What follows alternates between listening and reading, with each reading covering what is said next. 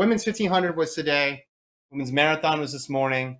We have the men's steeplechase. We have the heptathlon. We also have the high jump, women's triple jump, and we have some 200-meter heats to discuss. Let's start first, though, with the women's 1500, the last race of the meet.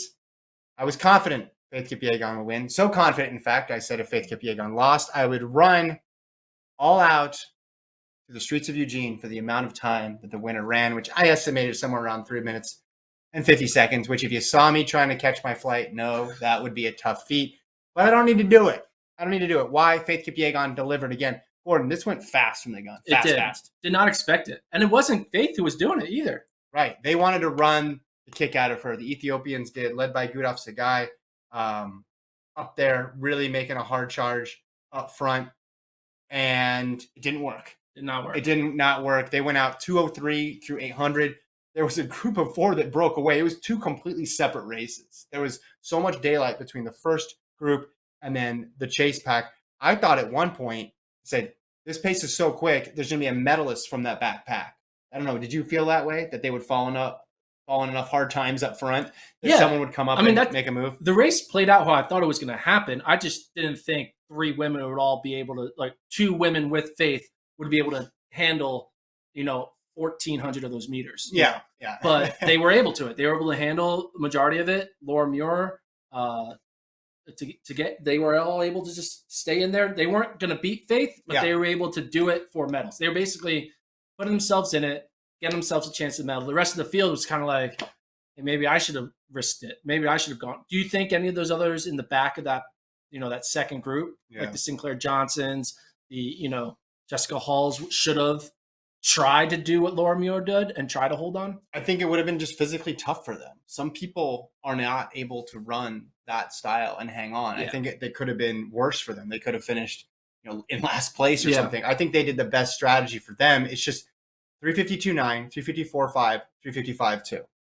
It's fast. Yeah, that's fast across the board. Oof. I remember the 2019 Doha World Championship race where Sifan Hassan was out there pushing the pace, and it was crazy fast. This was pretty similar to that. The difference was some people just fell apart because it was so quick. The pacing was so crazy. And you saw at one point, Sagai kind of got frustrated with Kipyegon. I think she wanted her to take over, but Faith Kipyegon's not going to do that. I mean, it took you about, 400, 500 meters to realize this was not going to end well for anybody except for Faith Kipyegon, because all it turned into was them rabbiting for her. She was right where she needed to be.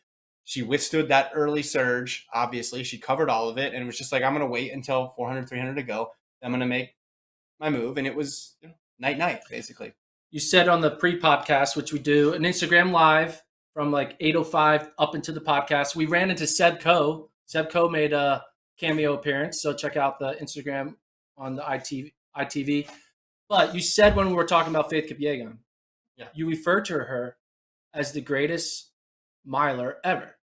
Women's miler of all time. Yeah, women's miler. Yeah. So you stand by that? Yeah, I thought she was the greatest even before this. She's got gold 2017 World Championships, gold today, so 2 World Championship golds, and then 2 golds from the Olympics, Rio and Tokyo. You go and you look at her times and what she's done in the 1500 and the mile. She's run 351.07, which is the 4th best of all time. She's run 352.5. She's run 353, 353. So I mean, it's not Dababa. No, it's not Dababa. Dababa is the world record.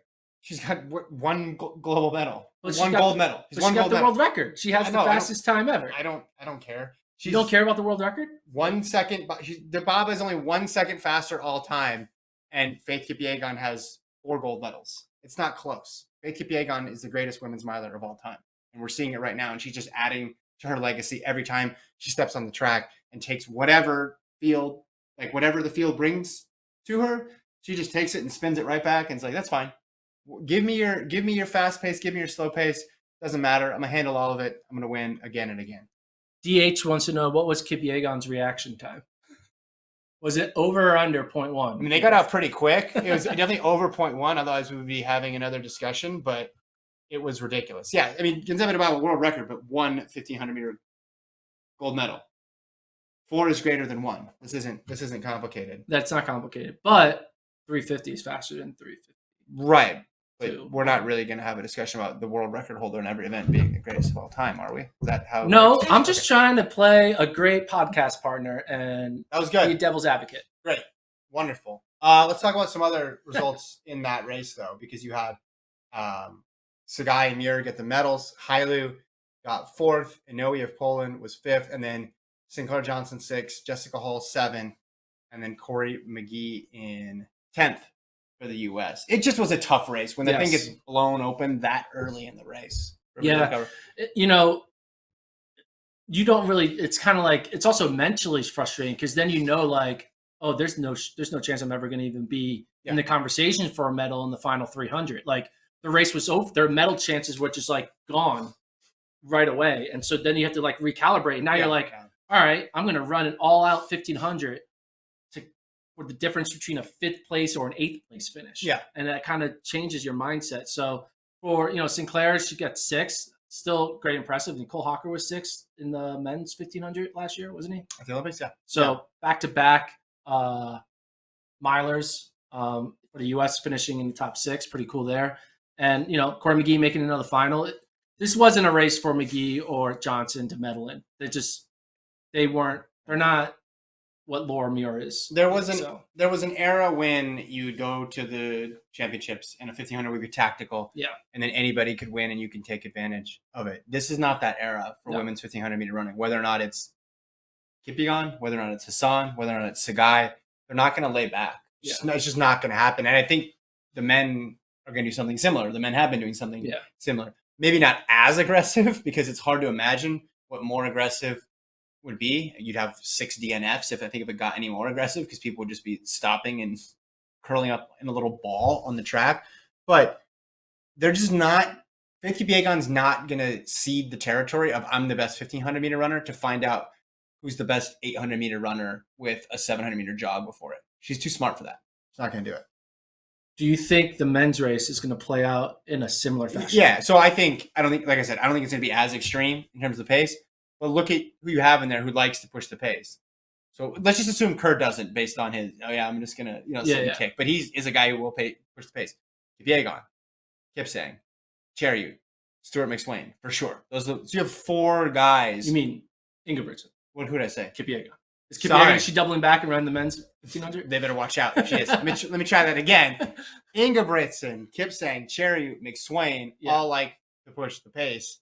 And it's going to go. I mean, that's how it was in Doha, Tokyo.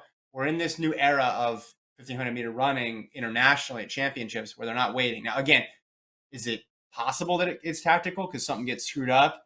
Yeah, for sure. But I think I would bet on under 330.